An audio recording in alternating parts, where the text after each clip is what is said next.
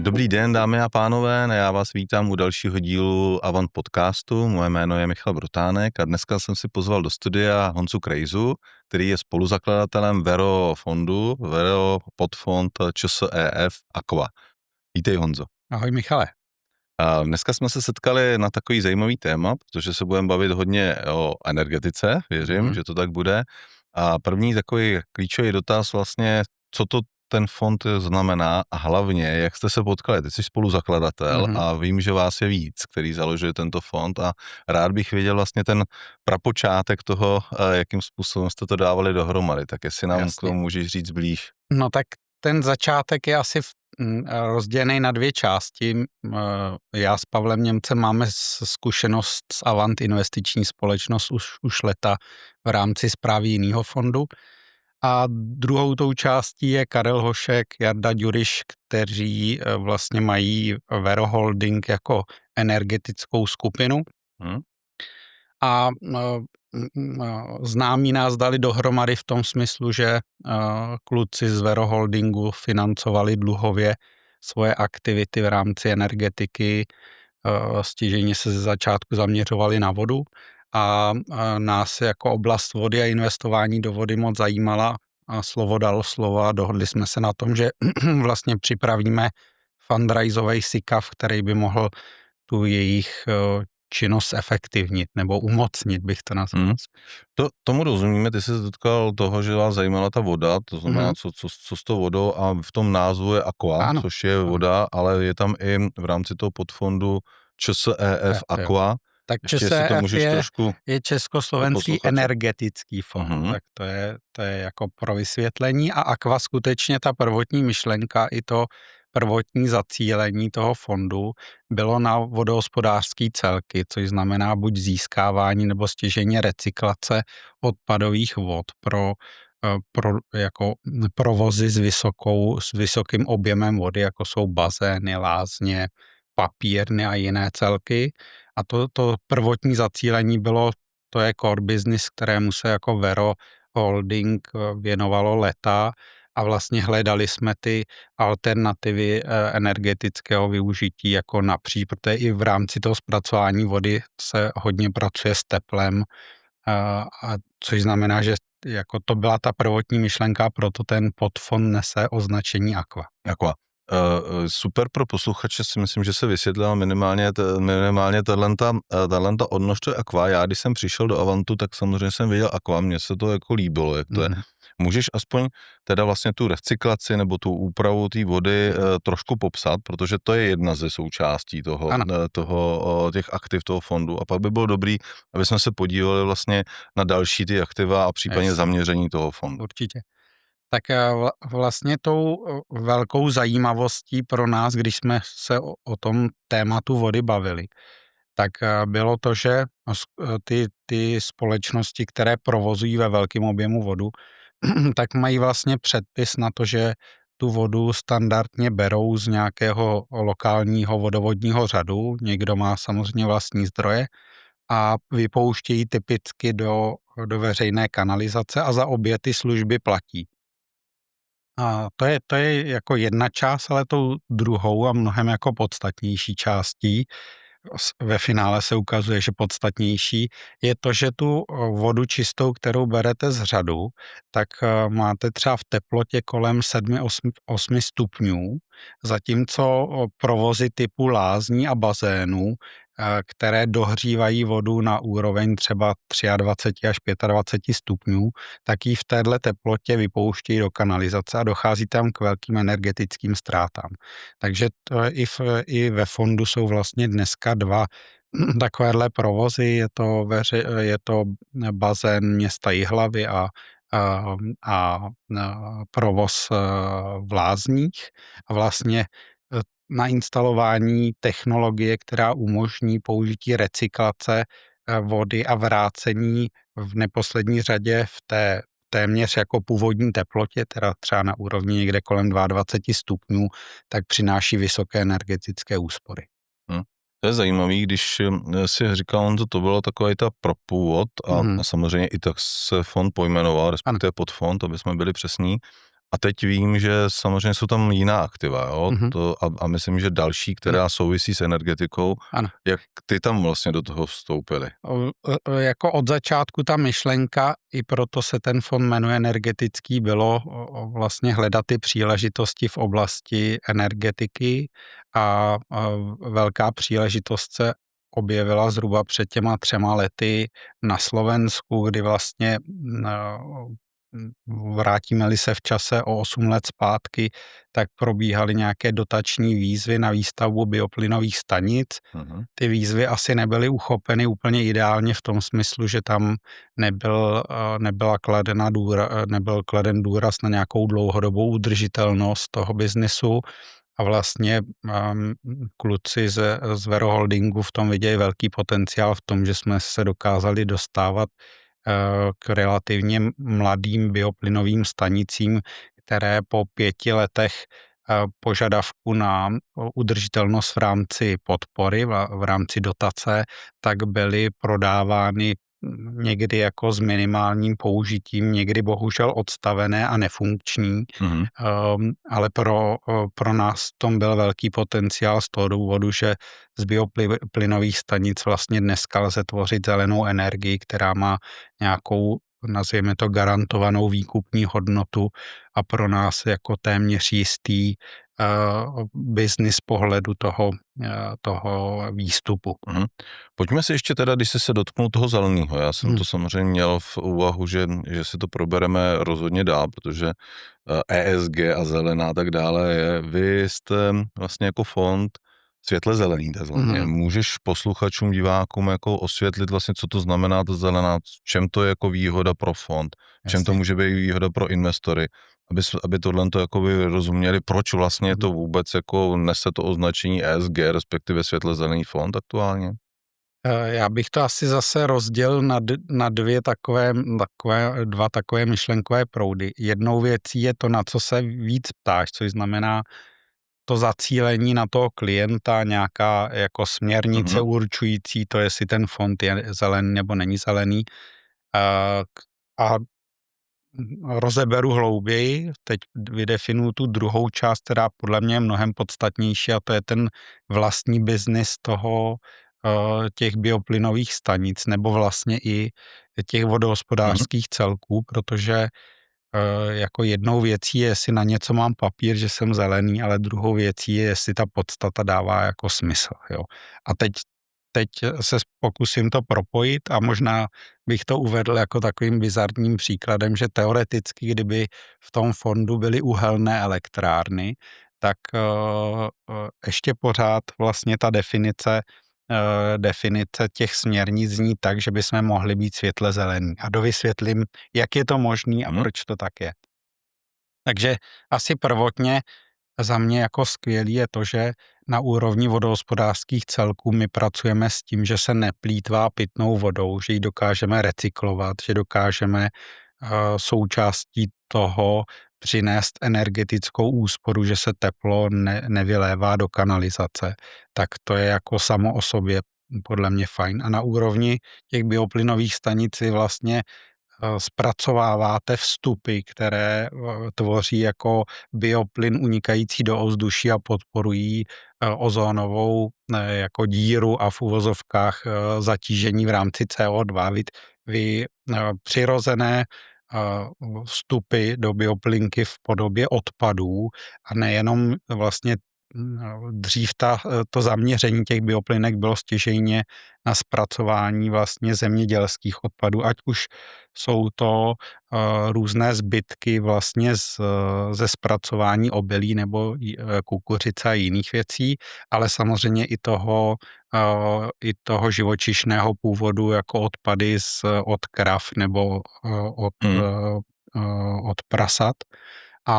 Ale dneska to zaměření, které i určuje ty podmínky získávání nějakých subvencí nebo dotací na zelenou energii v rámci směrnice RED II určují ty poměry toho, co do toho vstupu můžete dávat, a mnohem víc se tlačí na to, aby se začal zpracovávat běžný komunální odpad vlastně z té lokality, kde dneska je to v režimu, že zatím domácnosti nebo i firmy fungují tak, že většinu běžného biologického odpadu, který by se dal zpracovat jako vstup, tak vlastně se vyhazuje do standardního jako komunálního odpadu a s touhle problematikou se příliš zatím nepracuje. Přičemž je to energetický vstup, ze kterého vlastně můžete snadným způsobem získat nějakou jako přidanou hodnotu. Mhm.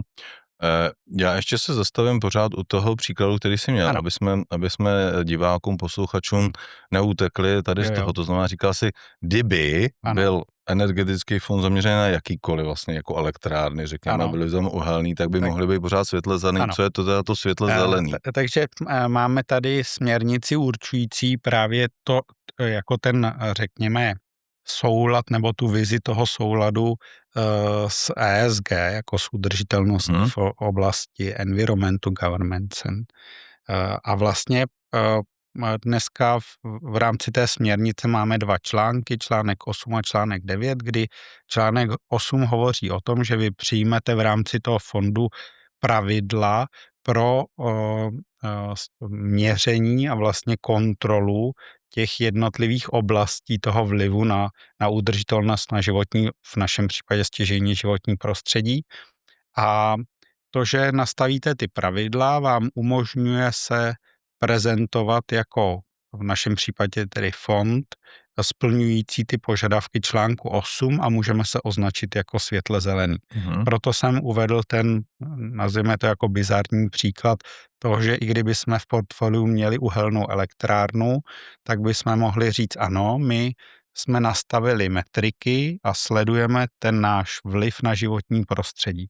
A článek 9, který už je tou vlastní aplikací a je teda přísnější a jsou to fondy, které jsou označeny pro jednoduchost teda tmavě zeleně, tak ty už vám dokážou vykázat, jak v těch jednotlivých oblastech, kde jsou předdefinovány oblasti toho působení, tak jak v těch jednotlivých oblastech na to životní prostředí dopadá, respektive jak mu přispívá, ale to už potřebujete ta data mít sebrána a vyhodnocena a vlastně říct, OK, my skutečně jsme ve stavu, že jako eliminujeme vliv třeba v rámci uhlíkové stopy CO2 v rámci a někam cílíme a to i plníme. To i plníme, protože v rámci jako taxonomie toho předmětu, toho, co děláte, jsou definované nějaké normy, které musíte splnit a vy, když to jako změříte a splníte, tak se můžete prezentovat jako tmavě zelený fond. A tam potom, a teď to jako asi přenesu, vlastně pro práci s klientem, tak to je ta oblast, která nás zajímá v rámci vlastně vyhodnocování investičního dotazníku, kde v rámci definování cílových trhů, tak máte otázky na oblast udržitelnosti a vlastně můžete naplňovat ty požadavky toho klienta, který vám řekne, ano, mně jde o to, aby v rámci udržitelnosti jsme investovali do fondů, které třeba nezneužívají práci dětí, nebo já říkám takovýhle příklad, ale ta oblast, která nás se zrovna týká, tak bude určitě jako oblast uhlíkové stopy. Jasně. Když jsme se to vlastně rozebrali, ať už o to ESG, ať už tu zelenou energii, bavili jsme se i o těch konkrétních aktivech. Pojďme to teď pro diváky shrnout, protože teď to byl takový, řekněme, víc koncepční, strategičtější téma, jak to je. Ta strategie vlastně jak je, kdyby si to měl říct ve 2-3 větách, vlastně jak bys to vnímal. Máme tam nějaký vodovodní celky nebo úpravy vody, něco takový vodohospodářský, máme tam nějaký bioplynové stanice, jestli máme, kolik jich tam máme a máme tam vlastně ten vliv té zelené energie. Takže si to můžeš také shrnout teď v takovém tom bloku, řekněme ta strategie, aby rozuměli, co je vlastně pod Fond Vero, čo se v Aqua. Jo, tak už to názvu, a my už jsme to zmínili, prostě je to energetický fond zaměřující, je to private equity, energetický fond zaměřující se na oblast energie. Pokud bych měl z toho vytáhnout nějaké, řekněme, vlivy v rámci private equity, tak určitě je to na jedné straně, jak jsem zmiňoval, private equity business. Na druhé straně v oblasti těch vodohospodářských celků s relativně minimálním rizikem, protože my instalujeme technologie u klientů, kteří mají tu potřebu a podepíšou nám smlouvu někdy i třeba na 10 let provozu těch technologií, takže v tomto případě se vlastně jedná spíš o sekuritizaci toho dluhu, Mhm. vlastně nějaký jako discount cash flow model, kdy vy, nechci říct, že poskytujete operativní leasing na to zařízení, ale do jisté míry ano. Toho vlivu z pohledu třeba lidských zdrojů je u těch vodohospodářských celků relativně málo. Jsou to samé o sobě technologie. U té oblasti bioplynu tam už bych řekl, že to private equity je mnohem víc na místě. To jsou standardní provozy, kde potřebujete zaměstnance, kde řešíte vstupy do těch bioplynových stanic, protože je sice hezké, že dokážete zpracovávat odpad jakýkoliv vlastně, ale pokud si ho nedokážete sehnat, tak to může být to úskalí. To, co máme vyřešené a ošetřené a může být tou zajímavostí a vlastně přináší nějakou míru, nechci říct, že jistoty, ale klidu, je na úrovni toho výstupu, protože my dneska z těch bioplynových stanic vytváříme stěžejně 2 výstupy. Jedním je teplo, druhým je Mhm. elektrická energie a ta energie vlastně zažili jsme to za poslední 4 roky, umí mít relativně turbulentní vývoj v rámci cenové hladiny. Nicméně u nás tou zajímavostí je, že v okamžiku, kdy vyrábíme zelenou elektřinu, tak máme garantovanou výkupní cenu. Což znamená, nechci říct, že nám je jedno, jaká je spotová cena trhu na burze, my to za nějakou hodnotu prodáváme a do úrovně, pokud je potřeba, tak do té úrovně té garantované výkupní zelené ceny energie, tak to dostáváme jako doplněno, což znamená, že mnohem jednodušeji se potom stanovuje ocenění toho celku, protože vlastně s tou hodnotou toho výstupu dokážeme poměrně přesně pracovat, i když samozřejmě je potřeba říct, že ty ceny se stanovují zpravidla na rok dopředu, ale je to otázka nějaké strategie i v rámci Green Dealu a všeho, na co se vlastně ta naše společnost a ten náš region zaměřuje. Že tam vnímáme určitá rizika, to Ano. private equity tam jsou, Ano. na druhou stranu tam máme nějaké jistoty, Ano. minimálně v určitém období, v nějaký periodě, která nám dává jistotu toho výnosu případného, který Ano. vlastně to investorům může přinést. Ty jsi hodně jako zmínil o té strategii, jak to jako vypadá. Mhm. Ještě možná na doplnění a pak bychom se podívali trošku na to vlastně, jak ten fond je z pohledu investora strukturovan, to znamená, jaký má třídy akcie a tak dále, Jasně. ale ještě by mě zajímalo, jak vlastně jako vybíráte ty bioplynové stanice, Mhm. jo? To je určitě taky něco, co může být jako zajímavý pro posluchače, diváky. Ptáš se naprosto, bych řekl, skvěle a asi bych řekl jako klíčově, protože speciálně u těch bioplynových stanic je tam jako takovou zlomovou hranou jedna jako důležitá vlastnost a to je, že ta bioplynová stanice pro nějakou dlouhodobou vizi musí být v lokalitě nebo v dostupnosti středotlakové plynové distribuční soustavy, Mhm. protože se nám trošku jakoby mění ty pravidla hry. Já už jsem se zmínil o tom, že vlastně sice se dneska stanovuje výkupní cena zelené energie na rok a že je to v kontextu toho vývoje v rámci Green Dealu, ale ono to není jenom o tom, je to celkovém směřování Evropy a věřím, že celého světa.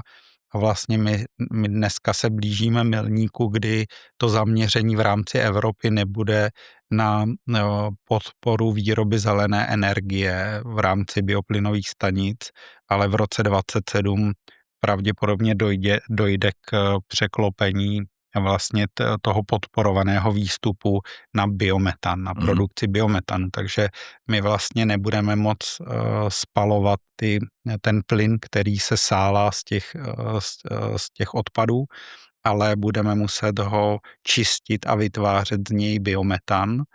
A to je jedna teda proces nějaký technologický přestavby toho těch zařízení, to je jedna věc. A druhá věc je, že v okamžiku, kdy vy dneska byste ve fondu měli bioplynové stanice, které nemají možnost se připojit do té distribuční soustavy, tak pak vlastně ten váš business model v horizontu 2-3 let pravděpodobně začne jako upadat z pohledu efektivnosti, výnosnosti a zpátky se ty bioplynové stanice asi vrátí k tomu původnímu a historickému jakoby účelu toho, že budou obsluhovat pouze ten region z pohledu teda tvorby buď nadále jako energie, kterou budou dodávat místním firmám nebo někomu, ale už vlastně tam nebude ta subvence, už to nebude vlastně to zacílení a to, o co my se v rámci nějakých oceňovacích modelů opíráme. Takže rozumíme a myslím, že posluchači, diváci by měli jako rozumět, to znamená klíčová věc pro výběr vlastně těch bioplynových stanic je, aby bylo v blízkosti dostupné vlastně napojení do plynové soustavy. Přesně tak. To je jedna věc. A druhá věc, a to si zmínil několikrát, protože to potřebujeme něčím živit, tu bioplynovou stanici, takže důležité je to odpadové hospodaření, respektive ty vstupy, které do toho jdou. Ono si samozřejmě můžou dovážet z nějaký dálky, ale to zase zbytečně jako může navyšovat nákladovost vlastně těch...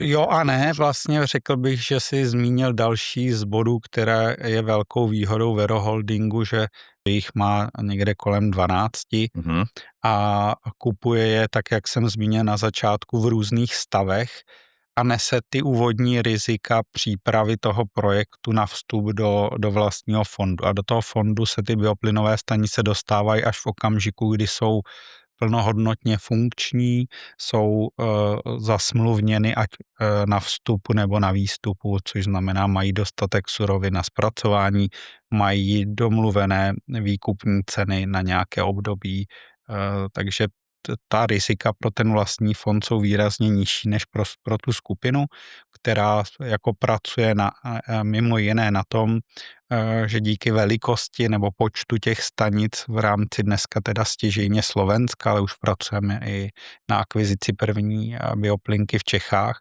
tak řešíme centrální skladování a centrální nákup. Takže my dneska už jsme schopni řešit i to, že pokud by v daném regionu, kdy teda někdy se jedná o to, že ty bioplynové stanice jsou od sebe vzdáleny stovky metrů a někdy jsou to jako stovky kilometrů, tak jsme ale schopni tím centrálním nákupem si vypomoct a nejsme tak zranitelní v případě tomu, že by nám třeba někdo regionálním chtěl. Kdyby tam byl nějaký výpadek nebo jako může tam vzniká konkurenční tlak nebo něco takový. A na druhé straně samozřejmě už ta velikost toho, že Vero dneska má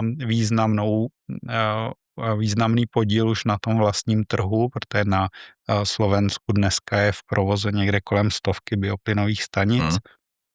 A nevím přesně, kolik z nich je připojitelných na plynovou soustavu, ale my si vybíráme výlučně ty, které připojitelné jsou. I tak samozřejmě nesete rizika toho, že musíte zajistit to připojení v řádech stovek metrů, někdy kilometrů. Musíte si vyjednat uložení těch připojení, takže není to jako jednoduchý proces, ale vlastně tou velkou výhodou je to, že předtím stojí ta skupina, která všechny tyhle věci řeší, vybavuje ta stavební povolení, řeší to, aby to připojení bylo možné, aby ten fond ta rizika nenesl. Teď možná děkuju za shrnutí, já si myslím, že ta strategie je velmi jako dobře popsatelná, dokáže si snad divák i posluchač představit vlastně, co Vero pod fond ČSF Aqua vlastně dělá, jak investují, jakým způsobem vlastně ty aktiva vlastně vstupují do fondu. A teď možná bych ti dal tu roli toho investičního zprostředkovatele, ale trošku zkombinoval s tím zakladem, protože ty víš samozřejmě, jaký jsou parametry toho fondu a tak dále. Mě teď zajímá víc ta atraktivita pro investory. To znamená, zajímalo by mě to, proč a za jakým vlastně cílem, kdyby do toho investoři měli vstupovat. To znamená, to je jedna věc, s kterou by si bys mohl trošku nastínit, a druhá věc, jestli by si zmínil ty parametry toho fondu, a teď myslím z pohledu toho investora, to znamená do jakých, a je to prosím SICAV, to znamená zase máme tady investiční akcie, do jakých investičních akcí můžou vstupovat, co to pro ně přináší, co bude znamenat v nějakém horizontu a tak. Takže teď ti dávám víc tu roli toho investičního zprostředkovatele, tak jako vlastně, když se s těma klientama sám bavíš a říkáš, proč vlastně by to bylo zajímavé, aby zainvestovali nebo aby své portfolio rozšířili právě pro tento podfond. Určitě.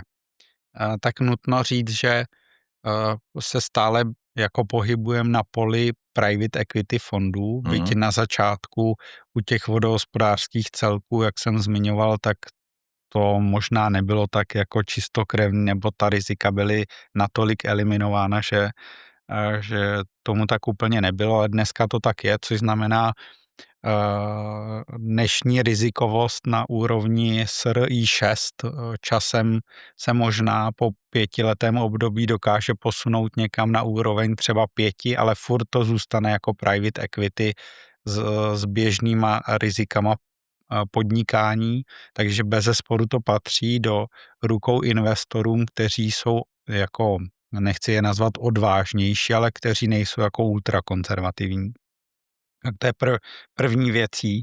A druhou věcí je ale na druhé straně ten fond, a dostanu se k detailu, přináší dneska velmi zajímavý výnos a to, co mě na tom samozřejmě nejvíc baví, je, že ty prostředky toho investora jsou použity na něco, co dává jako velký smysl a mě osobně na začátku ta myšlenka investice do vody, jako já jsem to zmiňoval, zajímala leta a nadchla mě v tom, že jsme ji dokázali tady s Vero Holdingem jako dát dohromady, takže a jedna je to pro klienty, kterým asi záleží na tom, do čeho ty prostředky dávají, že svoje prostředky dokážou vložit do něčeho, co má trochu jako přesah, to nazveme. Jo. Samozřejmě tím nechci říct, že by realitní fondy nebo dluhopisové fondy byly jakkoliv špatně, ale prostě tady je úplně hmatatelná ta podstata toho, k čemu ty prostředky slouží. Tak to je první věc a druhá, už jsem to zmínil, je to private equity fond, my se snažíme koncipovat i ty celky, i to oceňování těch celků tak, aby ten výnos té třídě odpovídal.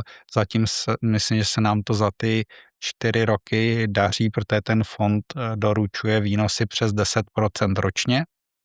A jak se ptal na ty třídy, tak vlastně pro klienty, nebo máme 2 třídy, jednu nazval bych ji asi klasickou private equity třídou PIA, tak ta má standardně výnos do 8% čistě ve prospěch těch investorů, což znamená, když fond udělá 8%, tak to jde výlučně ve prospěch této třídy a nad hodnotu 8% se potom dělí na půl příjem jako zakladatelů v rámci jiné třídy akcí a vlastních investorů, nazvěme to něco jako success fee nad 8%.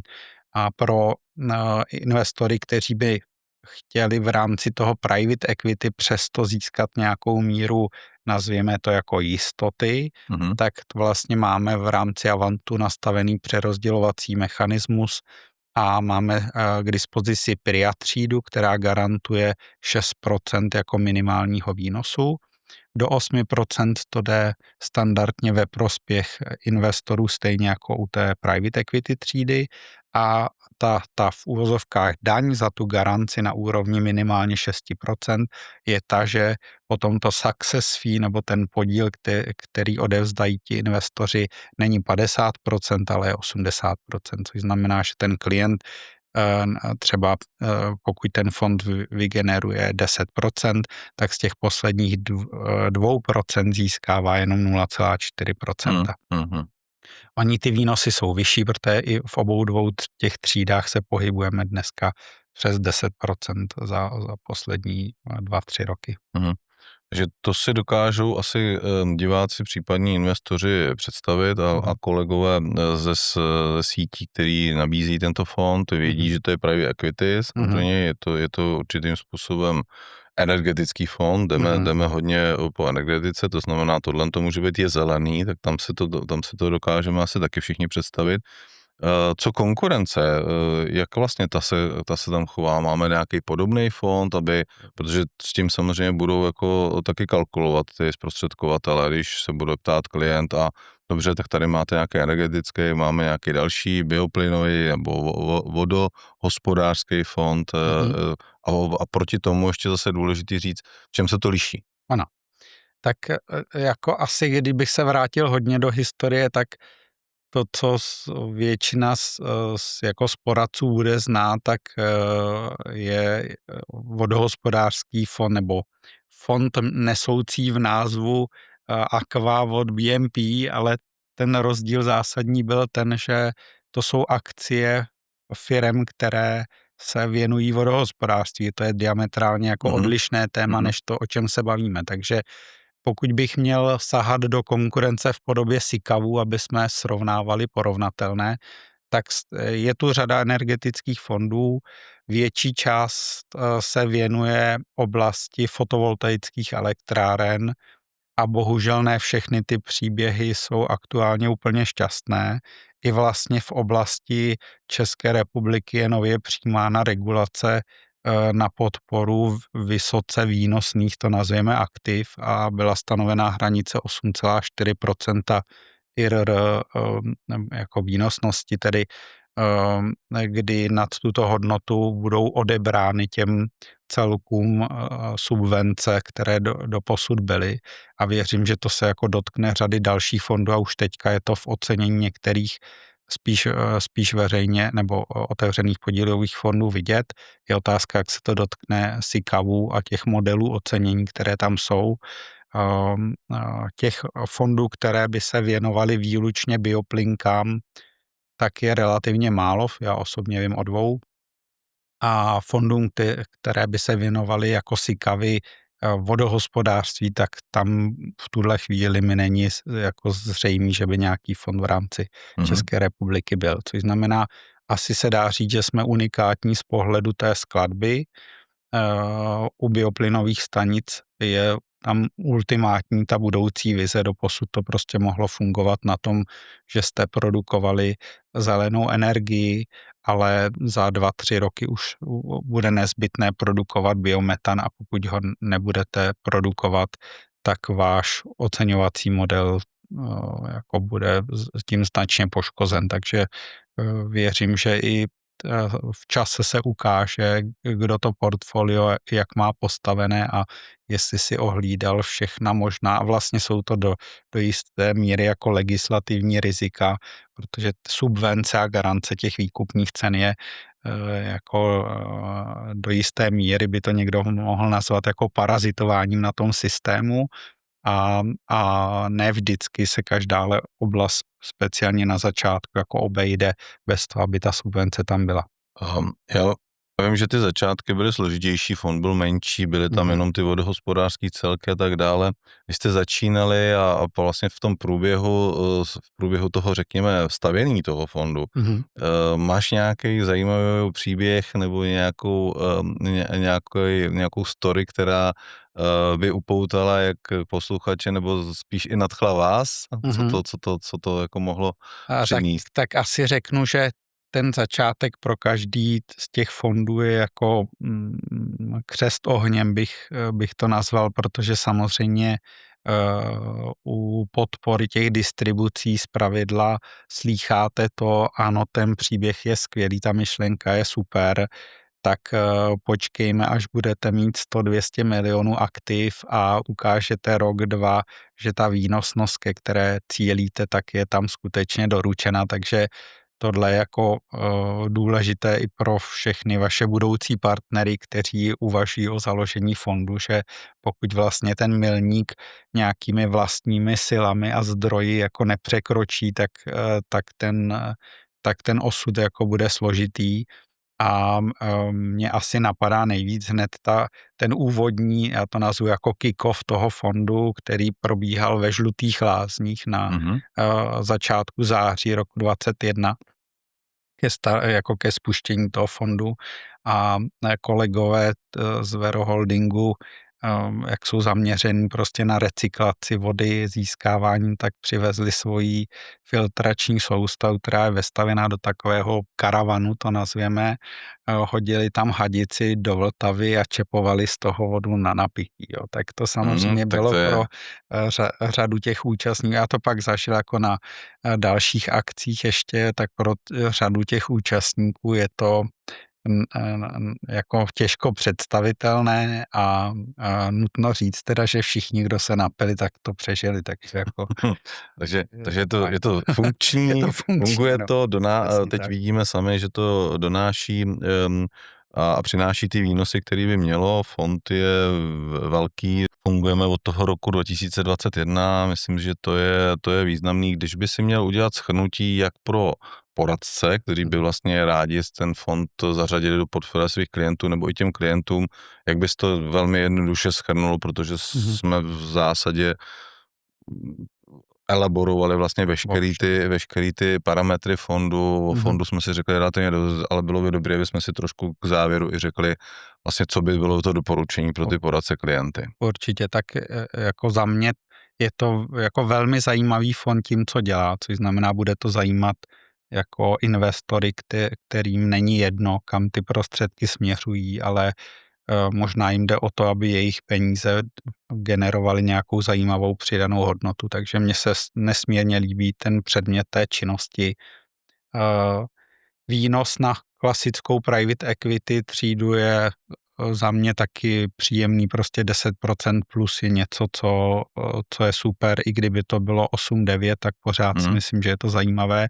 A pro ty investory, kteří třeba váhají nad tím, ano, na jedné straně by mě jako bavilo asi ty peníze dát do takovéhle oblasti, na druhé straně to riziko private equity i mi možná ještě není vlastně, nejsem schopen s ním pracovat, tak to, že tady je vlastně třída, která má garantovaný minimální výnos a kde vy jako Avant máte velmi přísná pravidla na poměry těch kapitálů, které tu garanci jako vlastně zajišťují, tak je něco, co je do jistý míry osvobozující, protože v tu chvíli, kdy nechci nést ta rizika plnohodnotně, tak si vyberu Pria třídu a vím, že dostanu minimálně 6% a když se bude dařit líp, tak hold odevzdám trochu větší díl, ale furt je to, že dávám peníze do něčeho, co mě baví, takže za mě asi nejpodstatnější je ta podstata toho, co ten fond dělá, na co se zaměřuje a to, že i se vším tím dokáže doručit velmi zajímavé výnosy, tak je jako příjemná kombinace. Takže dneska jsme se bavili o vodě, o biometanu, bioplynových stanicích, private equity. Já moc děkuji Honzovi Krejzovi, spoluzakladateli Vero, podfondu ČSEF Aqua.